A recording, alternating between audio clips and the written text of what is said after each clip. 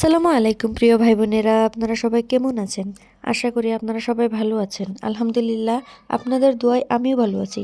আজকে আপনাদের সাথে যে বিষয়টি নিয়ে আলোচনা করব সেটি হচ্ছে গিয়ে যে দুইটা কাজ করলে শয়তান থাকার এবং খাওয়ার ব্যবস্থা হবে না। যখন কোনো ব্যক্তি গৃহে প্রবেশ করে এবং প্রবেশকালে ও খাওয়ার সময় আল্লাহকে স্মরণ করে, তখন শয়তান তার অনুসারীদেরকে বলে, এই ঘরে তোমাদের জন্য রাত্রি যাপনের সুযোগ নেই এবং রাত্রে খাবারও নেই। আর যখন সে ঘরে প্রবেশ করে এবং প্রবেশকালে আল্লাহর নাম নেয় না, তখন শয়তান বলে, তোমরা রাত্রি যাপনের স্থান পেয়েছ। আর যখন সে খাওয়ার সময় আল্লাহর নাম নেয় না, তখন সে বলে, তোমরা রাত্রি যাপন ও রাত্রি খাওয়া উভয়টির সুযোগ লাভ করেছ।